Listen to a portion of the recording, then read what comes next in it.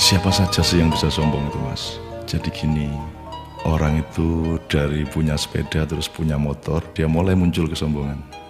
Dari punya motor menjadi punya mobil, tambah lagi kesombongan. Jadi dia terancam sebenarnya oleh kelemahan jiwa. Jadi setiap akses yang naik, akses yang berkembang itu resikonya karena dia harus diwadahi oleh jiwa manusia yang lemah. Maka eksesnya adalah kesombongan itu, keangkuhan. Jadi singkat kata, makin kita kaya, makin terancam untuk hancur oleh kesombongan. Dan ini bukan hanya soal kaya, makin pinter juga biasanya makin sombong, Mas. Jadi ada yang namanya kesombongan feodal, itu untuk orang-orang kaya.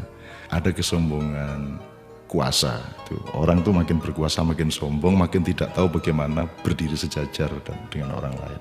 Jadi kekuasaan menciptakan kesombongan, kekayaan menciptakan kesombongan. Dan saya ingin mengatakan poin yang sebenarnya bukan itu.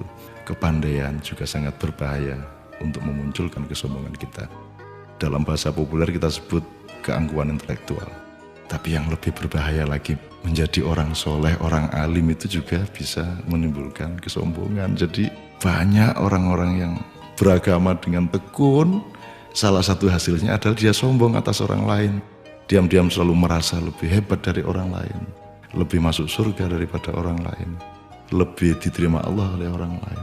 Jadi teman-teman sekalian, sesungguhnya ajaran yang paling dahsyat keindahannya adalah ajaran mengenai tawadhu, ajaran mengenai kerendahan hati.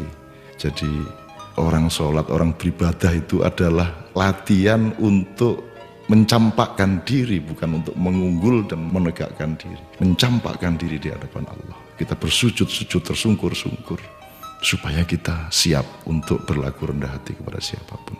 Karena sekarang ini betul-betul bukan hanya orang kaya, bukan hanya orang kuasa, bukan hanya orang pintar, tapi orang alim juga sombong. Itu namanya kesombongan, kesombongan orang alim. Jadi tidak lantas kita jangan jadi alim supaya tidak sombong, atau jangan tidak kaya supaya tidak sombong, tidak begitu. Tapi kayalah, tapi tidak usah sombong. Kuasalah, tapi rendah hati.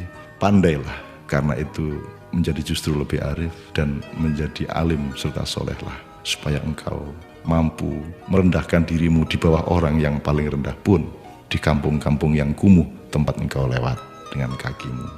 Terima kasih.